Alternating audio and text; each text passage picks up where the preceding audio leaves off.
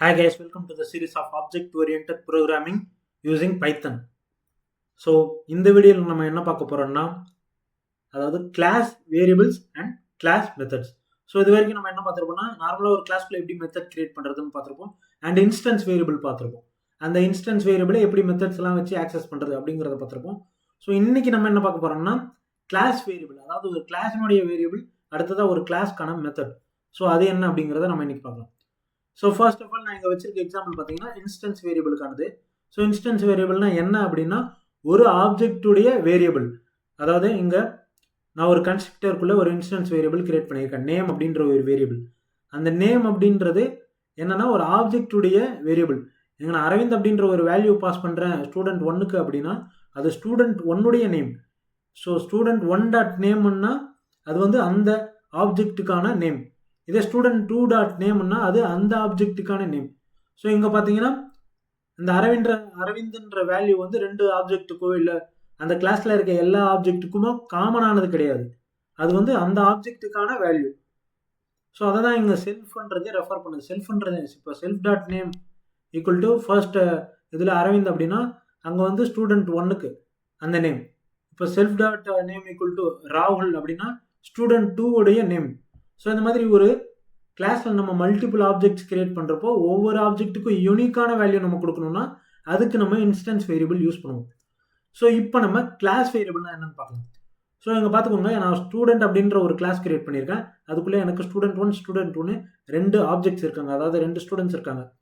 இந்த ஸ்டூடெண்ட்டுக்கு வந்து பார்த்தீங்கன்னா நிறைய ப்ராப்பர்ட்டிஸ் இருக்கும், நிறைய டேட்டா, அதாவது நேம், ரோல் நம்பர், செக்ஷன், அந்த மாதிரி பார்த்தீங்கன்னா நிறைய டேட்டா இருக்கும். இது வந்து பார்த்தீங்கன்னா அந்தந்த ஆப்ஜெக்ட்டுக்கு யூனிக்கானது.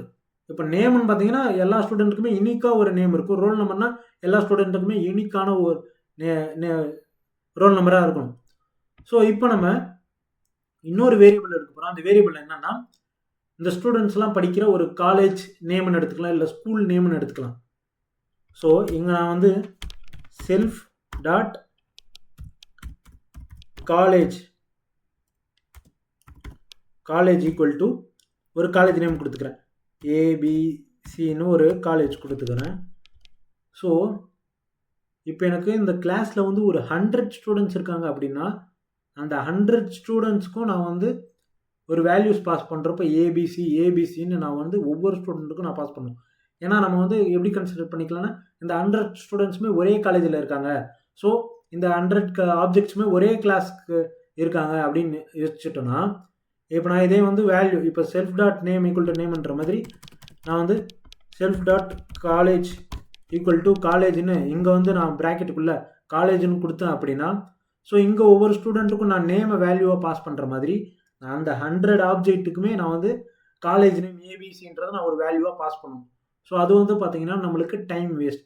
ஏன் பார்த்தீங்கன்னா அந்த 100 ஆப்ஜெக்ட்டுக்குமே வேல்யூ வந்து காமனாக தான் இருக்க போகுது.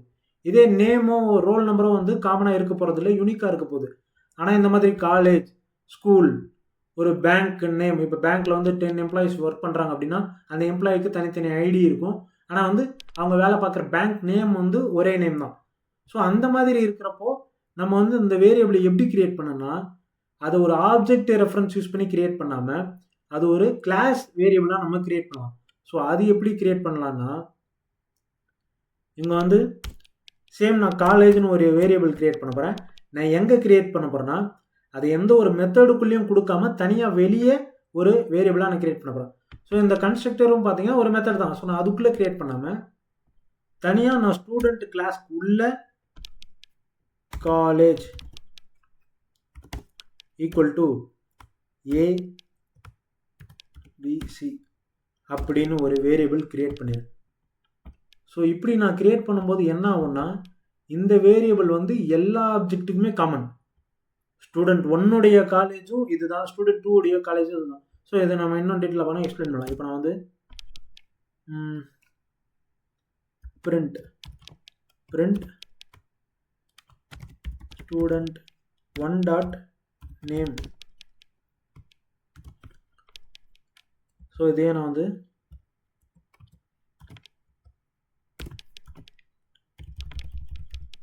Student two dot name. So இப்போ நான் பிரிண்ட் பண்ணால் என்ன ஆகும், ஸோ எனக்கு வந்து பார்த்தீங்கன்னா ஸ்டூடெண்ட் 1உடைய வேல்யூ வேறு, ஸ்டூடெண்ட் 2உடைய வேல்யூ வேறு. ஏன்னா இங்கே நம்ம பாஸ் பண்ணி இருக்கிறது யூனிக்கான வேல்யூஸ். இதே நான் வந்து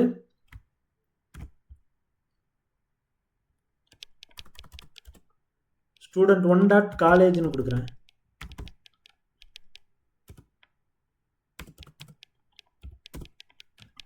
அதே same student 2 dot college. So இப்போ என்ன ஆகுதுன்னு பார்க்கலாம். ஸோ இங்கே வந்து பார்த்தீங்கன்னா எனக்கு ஸ்டூடெண்ட் 1உடைய நேம் வந்து அரவிந்த், ஸ்டூடெண்ட் 2உடைய நேம் வந்து ராகுல். ஸோ எனக்கு டிஃப்ரெண்ட்டான வேல்யூஸ் எனக்கு வந்து வந்திருக்கு. ஆனால் எனக்கு காலேஜ் வந்து என்னென்னா ஏபிசின்னு சேமாக தான் வந்திருக்கு. ஸோ இதை தான் வந்து நம்ம கிளாஸ் வேரியபிள் அப்படின்னு சொல்லுவோம். ஒரு கிளாஸுக்கே காமனான வேரியபிள் நீங்கள் கிரியேட் பண்ணணும்னு நினச்சிங்கன்னா அதை ஒரு மெத்தடுக்குள்ளே கிரியேட் பண்ணுறதுக்கு பதிலாக இப்போ நம்ம மெத்தடுக்குள்ளே கிரியேட் பண்ணோம்னா என்ன ஆகும்னா நம்ம அதை வந்து ஆப்ஜெக்ட் ரெஃபரன்ஸ் யூஸ் பண்ணி கால் பண்ணுற மாதிரி இருக்கும். ஃபார் எக்ஸாம்பிள் ஒவ்வொரு ஆப்ஜெக்ட்டுக்கும் தனித்தனியாக இப்போ செல்ஃப்ன்றது எதாவது ரெஃபர் பண்ணால் கரண்ட் ஆப்ஜெக்டே ரெஃபர் பண்ணுது. இப்போ நான் வந்து ஸ்டூடெண்ட் 1க்கு ஒரு காலேஜ் நேம் கொடுக்கணும்னா ஸ்டூடெண்ட் 2க்கு நான் இன்னொரு காலேஜ் நேம் கொடுக்குறேன் அப்படின்னா அது ரெண்டுத்துக்கும் தனித்தனியாக நம்ம வேல்யூஸ் பாஸ் பண்ணோம். ஸோ இது வந்து எங்கே நம்மளுக்கு டைம் வேஸ்ட் ஆகுதுன்னா மல்டிபிள் ஆப்ஜெக்ட்ஸ் இருக்கிறப்போ நம்மளுக்கு வந்து ரொம்பவே டைம் வேஸ்ட் ஆகுது. அதே மாதிரி பார்த்தீங்கன்னா கோடும் நம்ம நிறைய எழுத வேண்டியதாக இருக்கும்.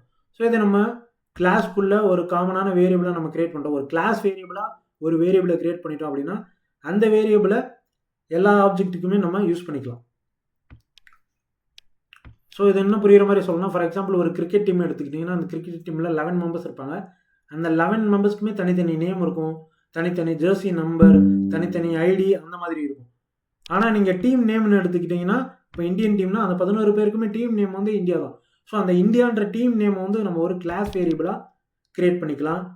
ஸோ அந்த நேம் ஐடி இதெல்லாம் வந்து நம்ம இன்ஸ்டன்ஸ் வேரியபிளாக கிரியேட் பண்ணிக்கலாம். ஸோ இங்கே இன்ஸ்டன்ஸ் வேரியபிள்ன்றது ஒரு மெத்தடுக்குள்ளே நம்ம கிரியேட் பண்ணுற வேரியபிள், அதாவது இங்கே நம்ம கன்ஸ்ட்ரக்டருக்குள்ளே கிரியேட் பண்ணியிருக்கோம். இதே கிளாஸ் வேரியபிள் அப்படின்னா எந்த ஒரு மெத்தடுக்குள்ளேயும் இல்லாமல் தனியாக கிளாஸ்க்குள்ளே கிரியேட் பண்ணுற வேரியபிள். ஸோ இதான் வந்து பார்த்தீங்கன்னா கிளாஸ் வேரியபிள். இப்போ நம்ம கிளாஸ் மெத்தட்னா என்னன்னு பார்க்கலாம். ஸோ யூஸ்வலாக ஒரு மெத்தடில் நம்ம என்ன பண்ணுவோம்னா அந்த ஸ்டூடெண்ட் கிட்டே இருக்கிற டேட்டா, அதாவது அந்த ஆப்ஜெக்ட் கிட்டே இருக்கிற டேட்டா வச்சு ஒரு ஆக்ஷன் பெர்ஃபார்ம் பண்ணுவோம். ஸோ இன்ஸ்டன்ஸ் வேரியபிளை ஆக்சஸ் பண்ணுறதுக்காக நம்ம மெத்தட் யூஸ் பண்ணுவோம். இப்போது கிளாஸ் மெத்தடுன்னு வரப்போ நம்ம என்ன பண்ண போகிறோம்னா இந்த கிளாஸ் வேரியபிளை ஆக்சஸ் பண்ணுறதுக்காக நம்ம ஒரு மெத்தட் கிரியேட் பண்ண போகிறோம். ஸோ அதான் வந்து நம்ம கிளாஸ் மெத்தட் அப்படின்னு சொல்லுவோம். ஸோ இங்கே வந்து நான் இப்போ ஒரு கிளாஸ் வேரியபிள் கிரியேட் பண்ணிக்கிறேன். என்ன அப்படின்னா டோட்டல் ஸ்டூடெண்ட்ஸ்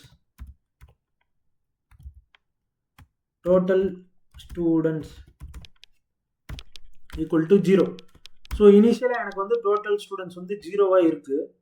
ஸோ நான் இப்போ என்ன பண்ண போகிறேன்னா நான் கிரியேட் பண்ணுற ஒவ்வொரு ஆப்ஜெக்ட்டுக்குமே எனக்கு வந்து ஸ்டூடெண்ட்ஸ், அதாவது நான் ஸ்டூடெண்ட்டை தான் ஆப்ஜெக்டாக கிரியேட் பண்ண போகிறேன் இல்லையா.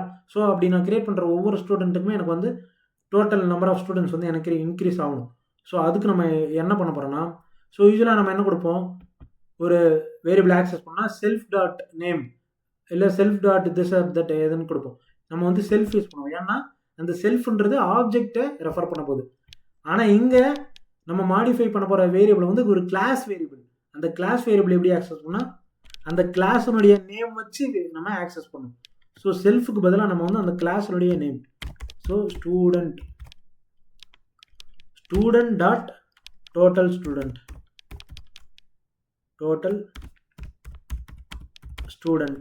ஸ்டூடெண்ட்ஸ் ப்ளஸ் ஈக்குவல் டு எனக்கு 1. ஸோ ஒவ்வொரு தடவையும் நம்ம ஆப்ஜெக்ட் கிரியேட் பண்ணுறப்போ எனக்கு வந்து டோட்டல் நம்பர் ஆஃப் ஸ்டூடெண்ட்ஸ் வந்து 1 இன்க்ரீஸ் ஆகணும்.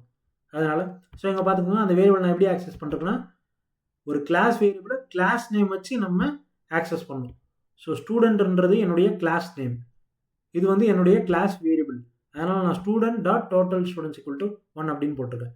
இப்போது இந்த கிளாஸ் வேரியபிளை ஆக்சஸ் பண்ணுறதுக்கு நம்ம ஒரு மெத்தட் கிரியேட் பண்ண போகிறோம். ஸோ இதை என்ன மெத்தட்னா ஃபார் எக்ஸாம்பிள் டெஃப் ஷோ, நம்மளுக்கு வந்து டோட்டல் நம்பர் ஆஃப் ஸ்டூடெண்ட்ஸ் எத்தனை பேர் இருக்காங்க அப்படின்றத காமிக்கணுன்ற நம்ம வந்து டெஃப் ஷோ அப்படின்னு ஒரு மெத்தட் போட்டுக்கலாம். ஸோ இங்கே வந்து நம்ம யூஸ்வலாக என்ன போடுவோம், ப்ராக்கெட்டில் செல்ஃப்னு போடுவோம்.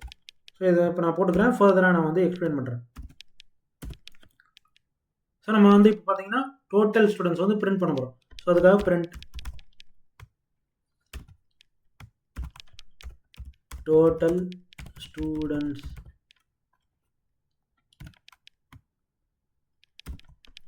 கமா. ஸோ இப்போ நான் என்ன பண்ணுவோம்னா யூஸ்வலாக ஸோ செல்ஃப் டாட் டோட்டல்